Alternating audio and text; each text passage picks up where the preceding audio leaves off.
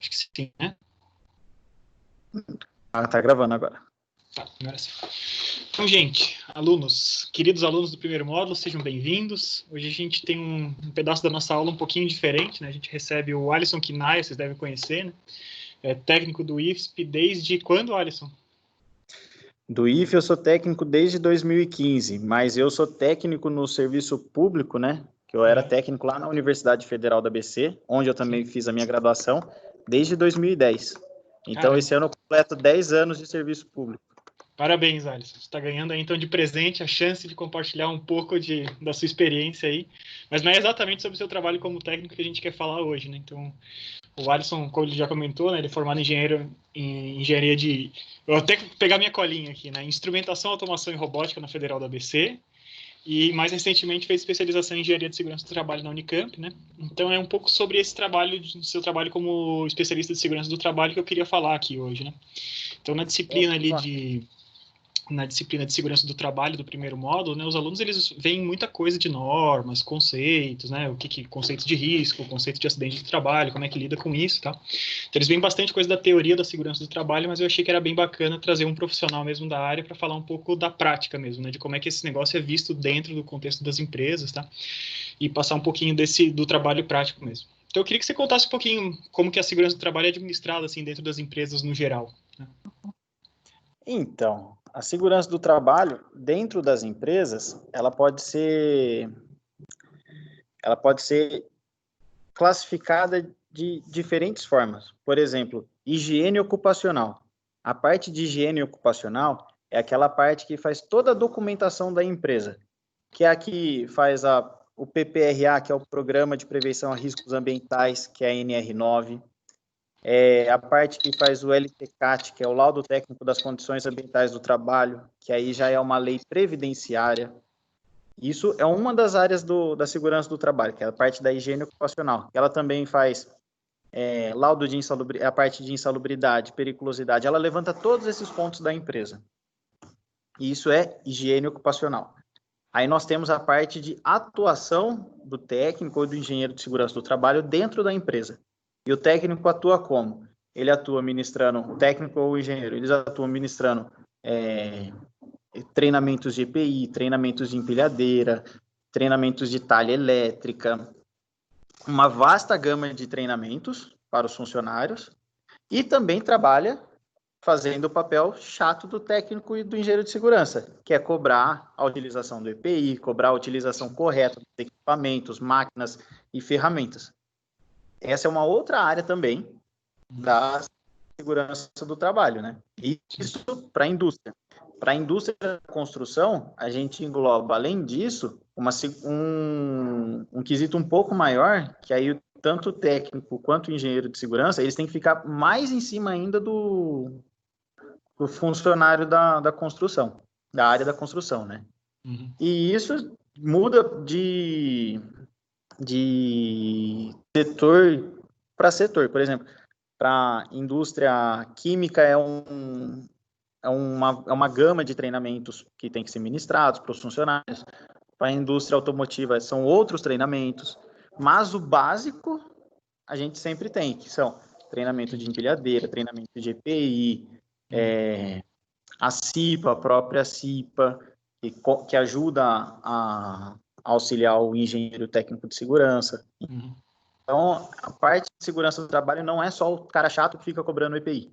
Não, ela é uma vasta gama, uma vasta área que pode ser aplicada em diferentes tipos de indústria.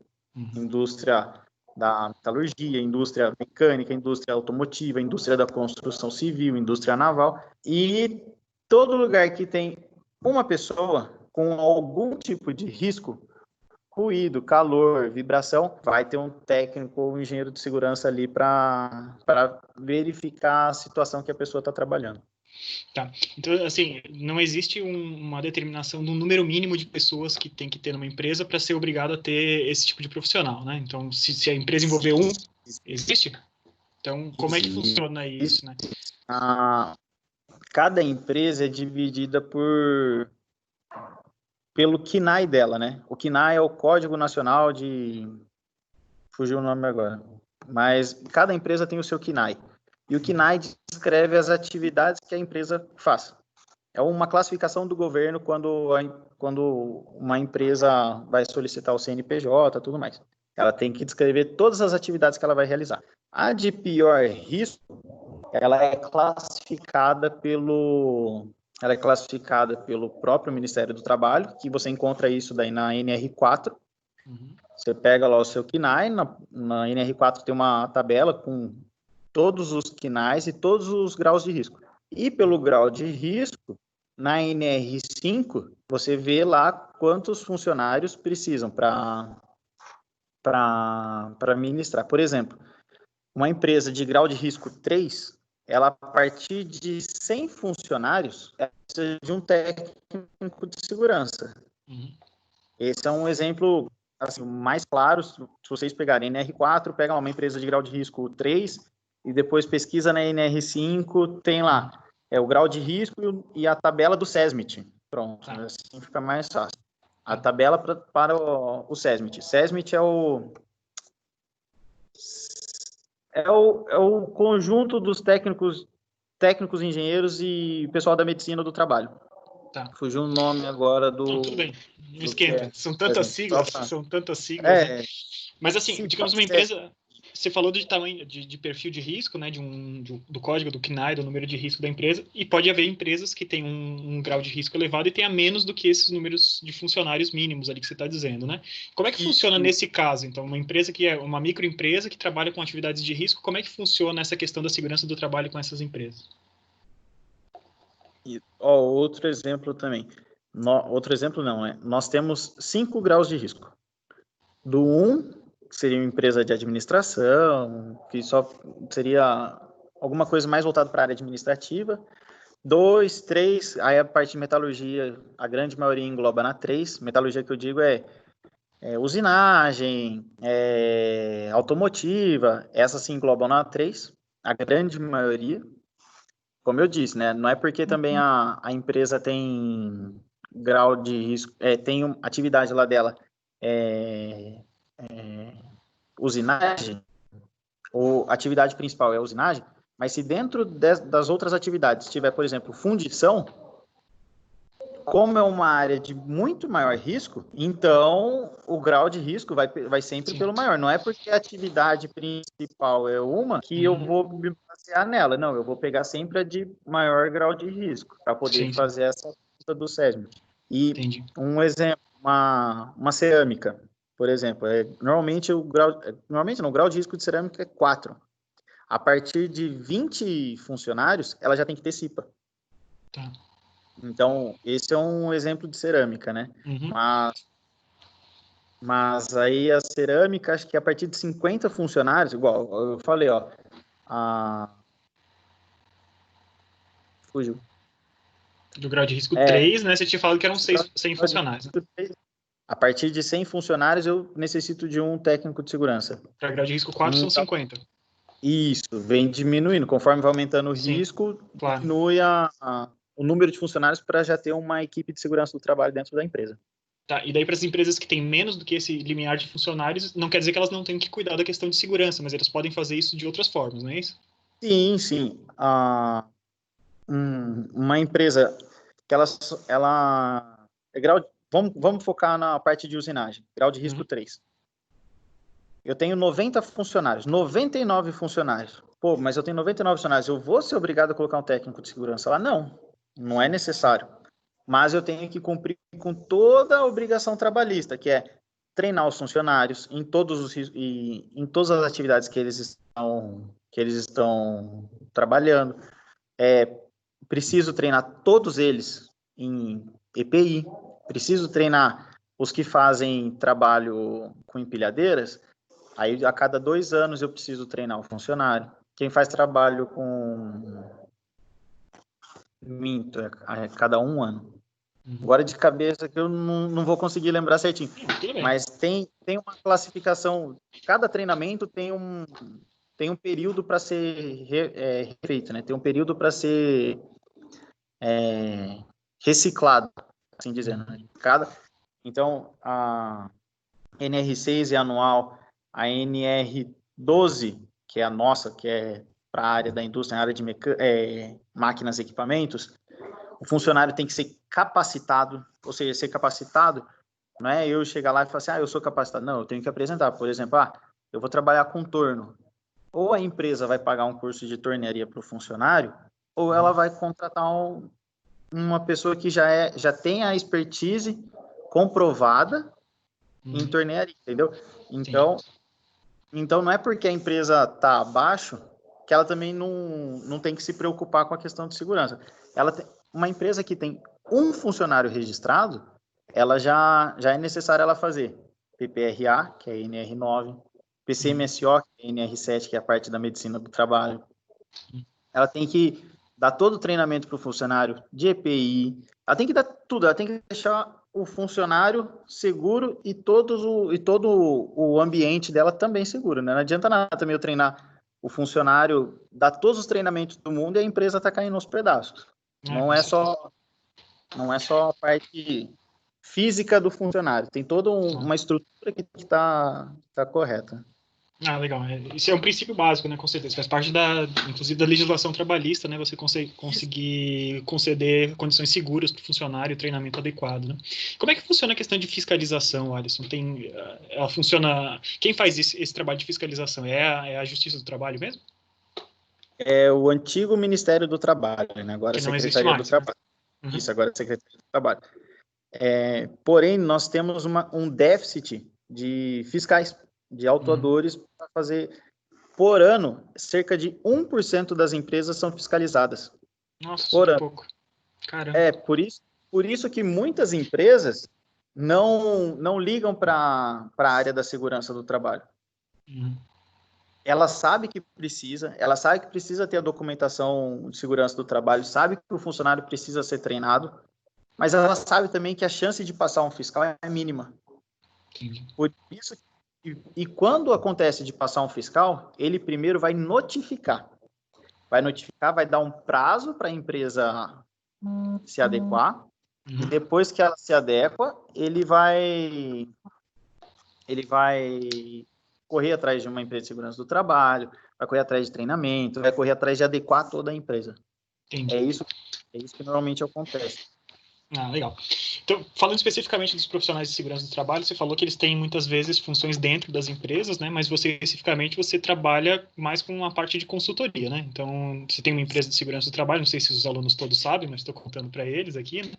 Então, e queria saber como é que funciona um pouco esse campo de consultoria em segurança do trabalho. Quando que você é chamado, quando uma empresa precisa de um serviço pontual? É nesses casos que a gente estava falando ali de empresas que têm menos do que os funcionários mínimos para ter um profissional interno, alguma coisa assim?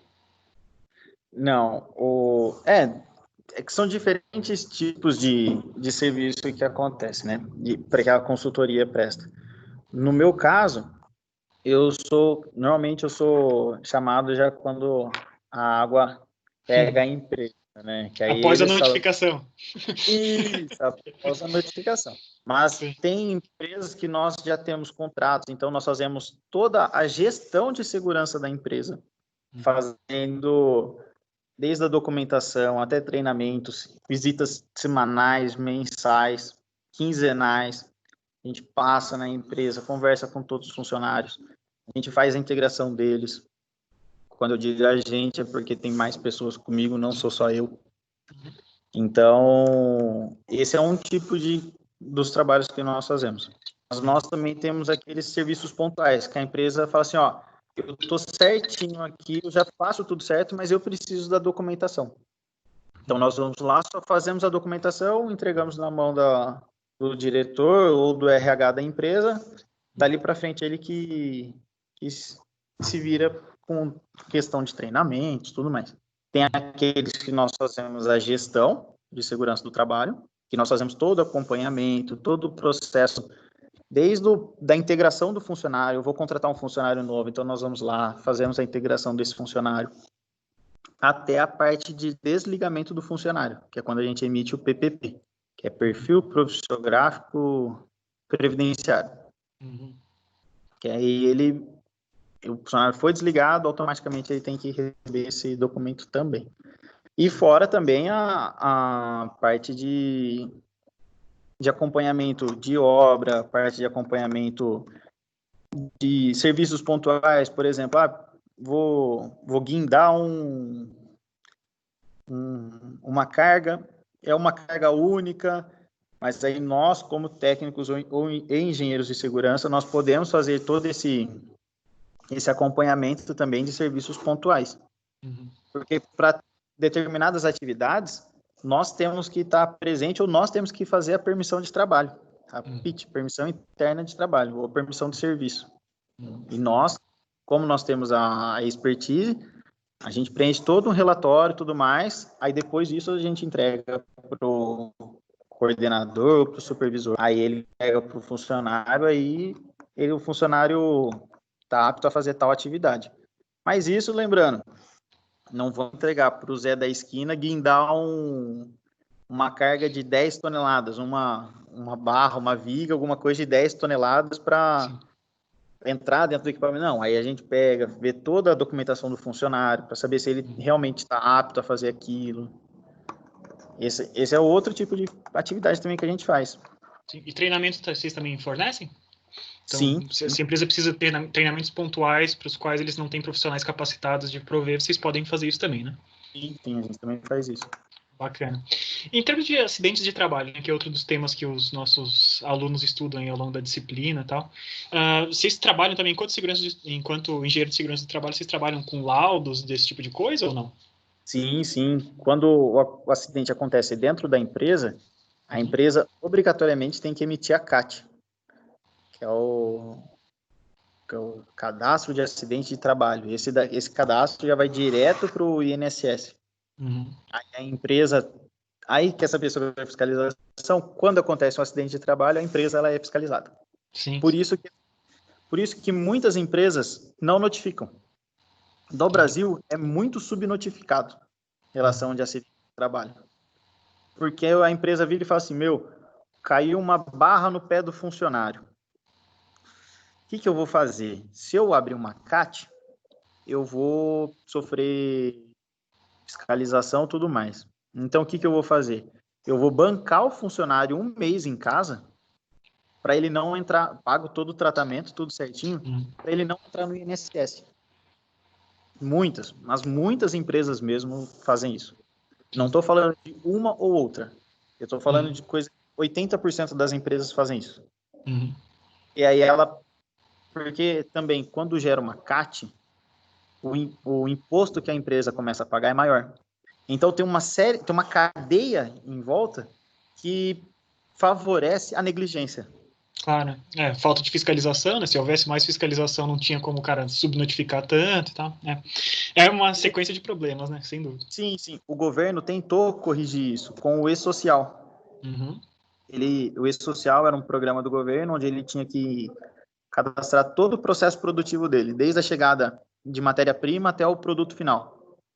Então, por exemplo, chegou, vamos supor aqui, eu vou fazer um processo, eu tenho uma caldeiraria, aí eu vou fazer um processo de solda. Então, vou trabalhar com argônio. Então, eu compro cilindros de argônio. Mas o meu produto é plástico. Meu produto final é plástico. Aí o governo fala, mas espera, por que você está comprando argônio se você está vendendo plástico? Então o governo criou o E-Social para pegar esses desvios que os empresários faziam. Porém, o lobby empresarial é muito forte. E eles conseguiram praticamente destruir com o E-Social. Porque o E-Social pegaria também a parte de segurança do trabalho, medicina do trabalho, parte de acidente do trabalho, ou seja, tudo relacionado também à segurança do funcionário. Eles conseguiram mexer tanto no projeto que hoje ele só pega se a empresa está pagando o FGTS. Não pega mais o processo inicial, não pega mais o processo final. Eles acabaram com o projeto. E a cada 15 dias a gente tem uma novidade cada vez pior em cima do E-Social. É absurdo. É complicado isso, né? Isso faz parte desse contexto que a gente está passando, né? De liberalização das normas que a gente tem. A gente atualmente tem um governo que tem essa tendência de ter menos normas regulamentadoras do negócio, com o pretexto de que isso libera a atividade produtiva, né? Mas isso, especificamente na questão de segurança do trabalho, é muito grave, né? Porque você abre muito as pernas para ter problemas muito grandes, né? Abre brechas muito grandes para ter acidentes de trabalho e problemas seríssimos depois, previdenciários e tal. Sim, sim. Tanto é que eles reclamam tanto da Previdência Social, né? Mas quando eles podem fiscalizar, eles vão lá e cortam, né? Claro. Então, e com relação ao governo, a grande maioria das medidas provisórias que eles fizeram, graças a Deus, tá tudo perdendo a validade. Uhum. Então, grande parte das normas, das alterações das normas que eles solicitaram, que eles pediram para fazer, tá tudo perdendo a validade. Então, para nós, na área da segurança do trabalho, no meu caso, eu dou graças a Deus, porque o Brasil começou com as normas de segurança quando? A partir da década de 80. Uhum. Na década de 70, o Brasil era o principal país que tinha acidente de trabalho. A gente estava na frente até da China. E a China, a gente está acostumado a ver aqueles vídeos dos chineses pegando a lâmina de aço, saindo direto fugindo Do agora o forno, nome né? do forno, e voltando e jogando água um no outro. Sim. O Brasil conseguia ser pior que isso. É. Nós conseguíamos ser pior que isso. Aí vieram as normas regulamentadoras para quê? Para poder auxiliar e evitar os acidentes de trabalho. Nós melhoramos muito, porém, quando começaram a afrouxar a questão da segurança do trabalho, a questão das normas, muita coisa já se perdeu. É complicado. Graças a... É uma construção gradativa, né? Então não dá para ser um negócio pontual, né? Então é uma construção de uma cultura empresarial, de uma cultura de trabalho mesmo, né? De como as pessoas se relacionam com o trabalho que leva anos para ser construído. Né? Sim, a nossa Constituição é nova. Com Nós somos certeza. um país democraticamente novo. Aí imagina a segurança do trabalho, então. Se antigamente não tinha, imagina agora. Agora que a gente poderia estar implementando, melhorando as normas, não, o pessoal está tudo querendo abrir e afrouxar mais ainda. É difícil. Para nós que somos da área da segurança do trabalho, e eu falo isso porque eu sou, né? Eu sou engenheiro de segurança, e para nós é muito triste. Porque, no meu caso, se eu tenho um contrato com alguma... Se a empresa tiver o contrato com alguma outra empresa e tiver um acidente fatal dentro dessa empresa, eu respondo civil e criminalmente. Aí olha a situação. A 30 segurança do trabalho, ou eu próprio, né, se for direto no meu CREA, eu tenho que responder um processo civil e criminalmente por uma empresa que eu respondo por ela na parte de segurança do trabalho, porque algum funcionário fez alguma besteira e sofreu um acidente, que pode ser fatal, pode ser uma amputação de membro. E eu respondo por isso. Sim. Aí o governo vem e afrouxa a norma. Funcionários, eu vou ser bem sincero, funcionários quer sempre fazer o fácil, quer sempre fazer o mais fácil. Então, quando você começa a afrouxar as normas, fica mais fácil, fica mais propenso para o funcionário fazer o quê? Fazer cagada, desculpa falar a palavra, sim. Mas fica mais propenso ao funcionário fazer besteira, fazer um ato inseguro. Fica muito mais propenso. Porque aí ele fala, a norma já não pede mais isso. Na cabeça de alguns que acham que entendem muito que acham que entendem a norma, eles falam, tá afrouxando, posso voltar a fazer tais atividades. Posso colocar, por exemplo, um acionamento duplo numa prensa. A prensa, né?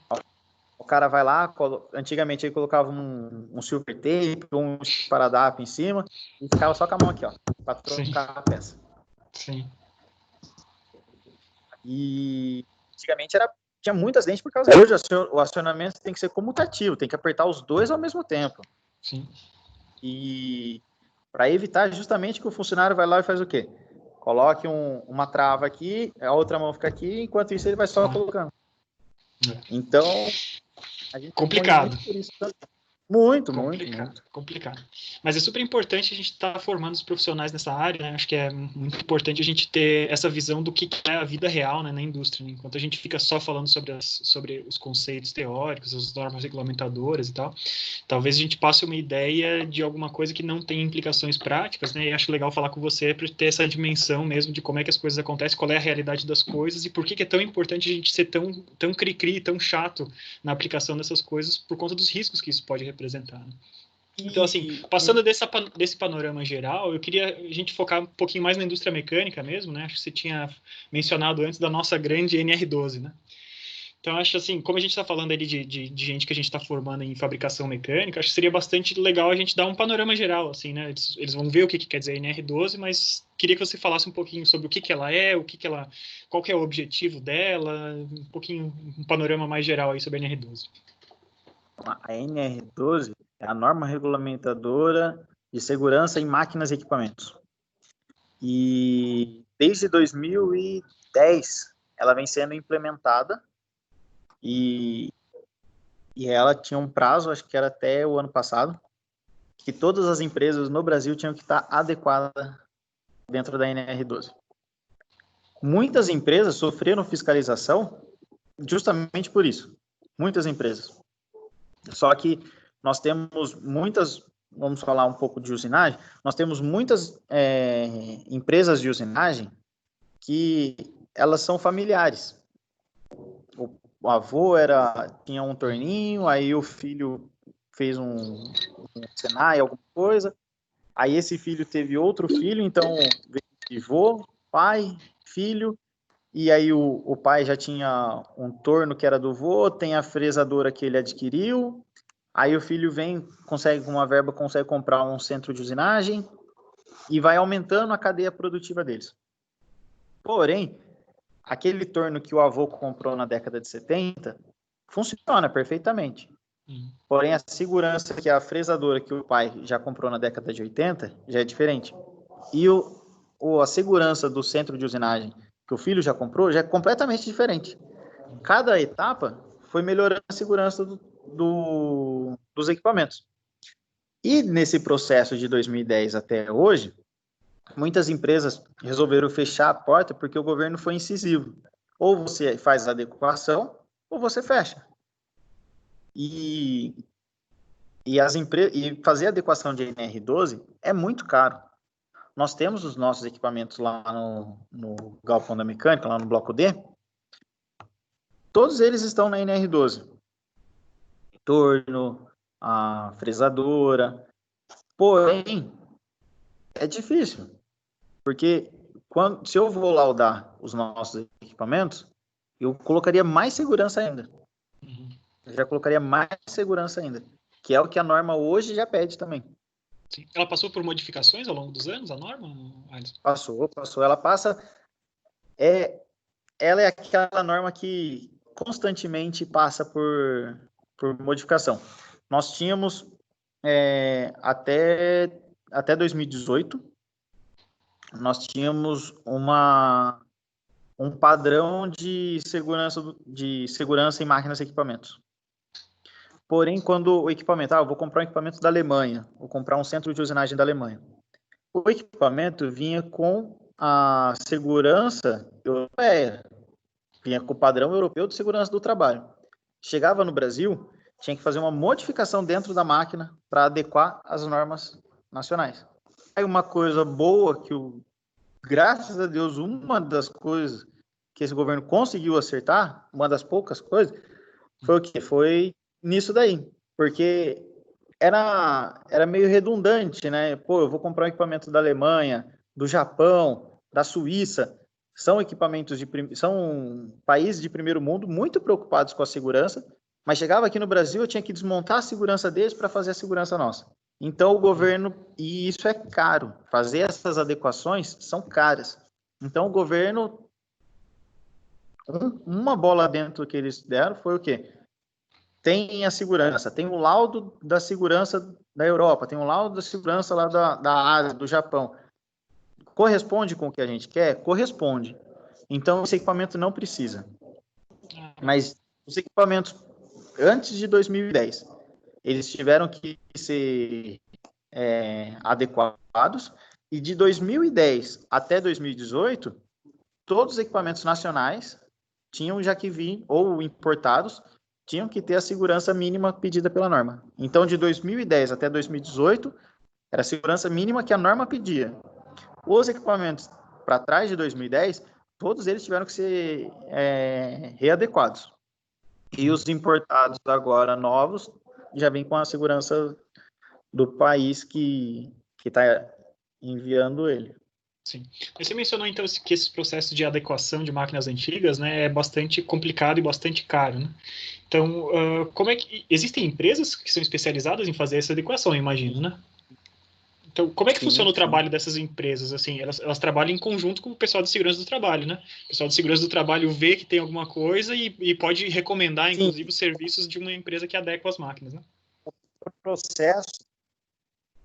O processo é o seguinte: a empresa fala assim, ó, eu preciso adequar minha máquina. Então, um engenheiro de segurança, mecânico, de automação ou eletricista, são esses três, só que podem validar uma máquina da NR12 também. Aí esses três engenheiros, que eles têm a expertise disso, então eles vão lá e vão fazer um laudo de não conformidade. Aí, então, ó, equipamento não tem tal coisa, tal sensor, tal sensor, tal sensor, tal sensor. Tal proteção física, tal proteção mecânica, tudo mais. Depois disso, a empresa faz a implementação dessas não conformidades. E depois que ela fez a implementação, nós voltamos e fazemos a validação. Porque não é só, implementei. Não, eu tenho que validar. E aí nós, como engenheiros, nós temos um documento que chama RT, que é emitido, onde nós colocamos a nossa responsabilidade técnica em cima. Fala, eu atesto responsavelmente que está dentro da técnica, está dentro da norma. Legal. Bacana. Assim, antes de... Eu tenho muito mais assunto para a gente conversar aqui. Talvez se os alunos curtirem, a gente pode fazer outras vezes com temas que eles sugerirem também, né? É só uma primeira tentativa aqui para tratar um pouco dos temas, né? Mas eu acho legal você, enquanto técnico, né? Atuando como técnico no Instituto, mas também com formação de técnico e enquanto engenheiro de segurança do trabalho, eu queria, sei lá, que você desse uns conselhos aí para a carreira desses profissionais, de como lidar com essa questão de segurança do trabalho ao longo da carreira para esses profissionais que a gente está querendo formar, hein? Então, os alunos, eles pegam muita birra da minha pessoa no instituto. Por quê? Porque eu sou um cara chato. Graças a Deus, nós até hoje não tivemos nenhum acidente no instituto, graças a Deus. Mas estamos todos passíveis a se acidentar lá dentro. Não é porque os equipamentos estão dentro de norma, tudo mais, que eles não podem ter algum defeito e causar um acidente. Nós temos essa ciência. Por isso que tanto eu quanto o Luciano, a gente fica muito em cima, os professores também ficam muito em cima dos alunos. Para quê? Para evitar algum ato inseguro, tudo mais. E o que eu, Alisson, falo em cima de segurança do trabalho para os nossos futuros formandos, para quem está começando o curso agora, tudo mais, é o quê? Se o técnico ou o engenheiro de segurança pedir para não fazer um ato inseguro, pedir para trabalhar corretamente, não é porque nós somos chatos, é porque nós estamos pensando na segurança de vocês. E segurança do trabalho nada mais é do que o quê?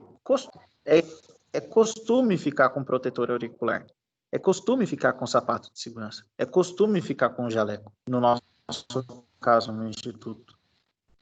As meninas que têm cabelo comprido, quando forem para a área de usinagem, o segundo, terceiro, quarto módulo, é costume ficar com a touca. Ninguém gosta, mas é questão de costume. Assim como ficar com a máscara agora é questão de costume.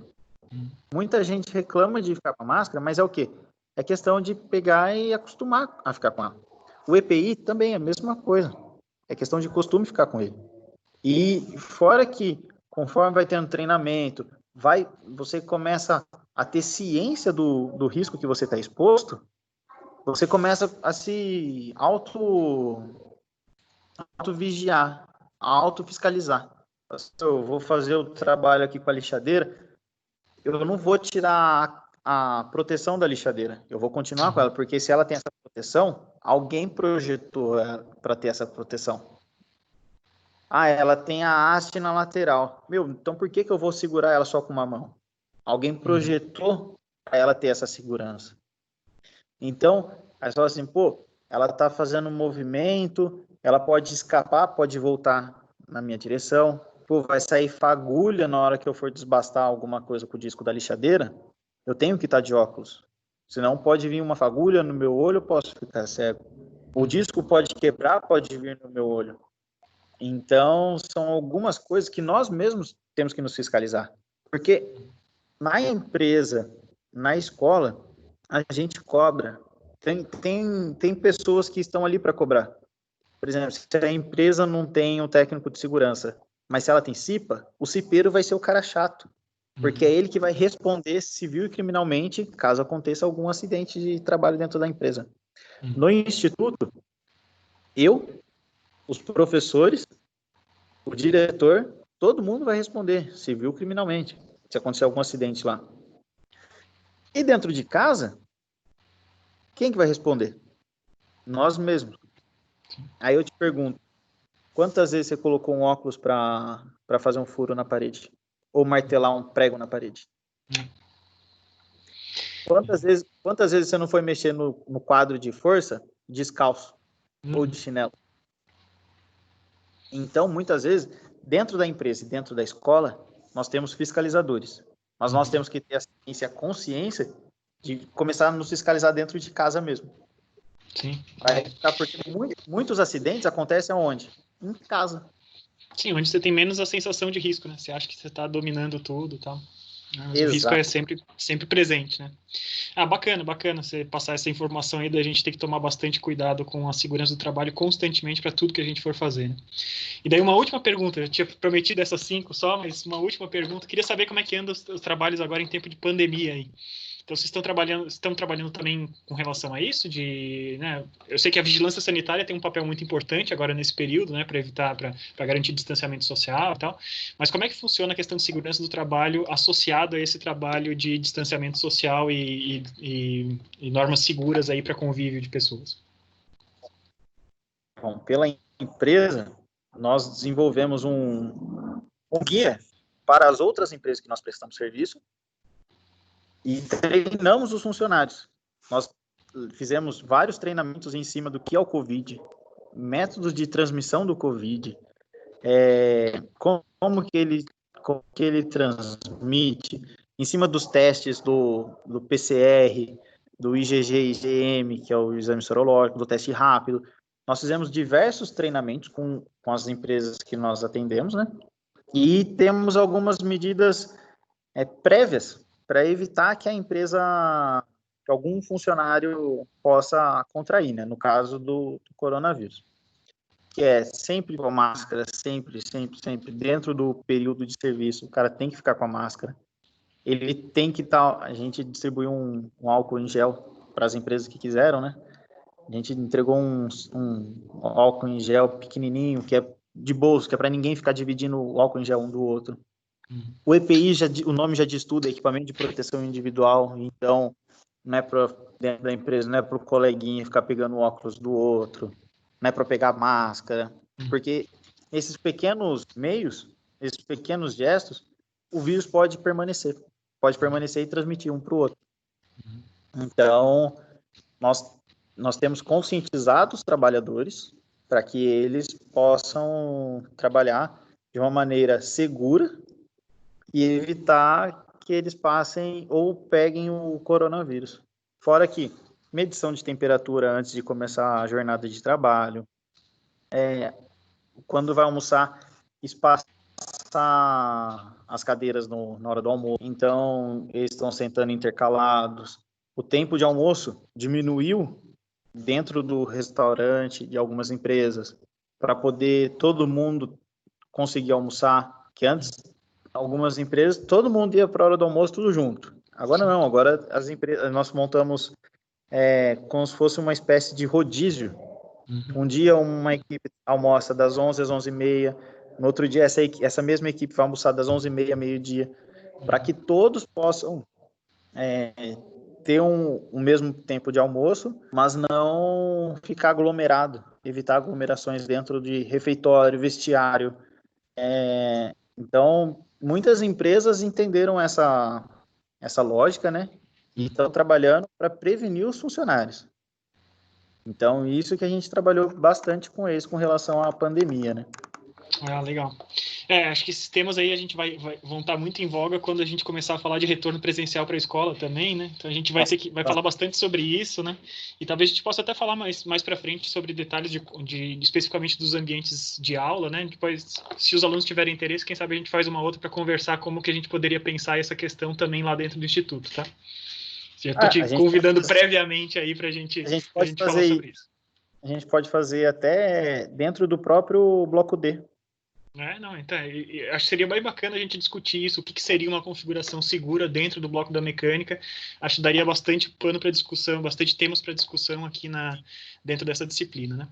Então, Alisson, eu queria te agradecer bastante pelo seu tempo aí. Sei que você está aí trabalhando, né? Te interrompi ao longo do seu dia. Agradeço pela disponibilidade do tempo. Eu não sei como é que você está lidando com essa sensação aí de trabalhar dentro do Bragantino, sendo um torcedor ferrenho da Ponte Preta. Não sei se o serviço é aquela dedicação 100%, né? É complicado, mas na terça-feira eu torci muito pro Bragantino. Terça-feira eu torci muito. Que era o título do interior. Eles jogaram contra o Guarani. Nossa, torci muito pro Bragantino. Mas aqui o pessoal, eles sabem que eu sou ponte pretano, então, no meu caso... Profissionalismo, né? Com certeza. Eu estava só brincando, né? Com certeza. Acho que bem bacana você estar tendo essa experiência, essa possibilidade de trabalhar, né? Para quem não sabe, o Alisson tá trabalhando agora no Bragantino, e justamente com essas questões de pandemia e tal, né? Então, de adequação do estádio e de ambiente de trabalho ali para o pessoal do Bragantino. Então, te desejo sucesso aí nessa tua empreitada. Obrigado. E em breve a gente fala. Eu vou sugerir que os alunos deixem as perguntas que eles tiverem. Isso daí, ao longo da semana, ou a gente grava outro, ou você responde as questões. Acho que vai ficar bem bacana. Tá bom? Claro, sem problema. Alisson, muito obrigado. Se cuide bem. Pessoal, alunos, cuidem-se bem, fiquem em casa o máximo possível. Sigam as dicas aí do Alisson de manter-se seguro sempre. E vamos nos falando por aí. Até mais, gente. Falou. Até mais, gente.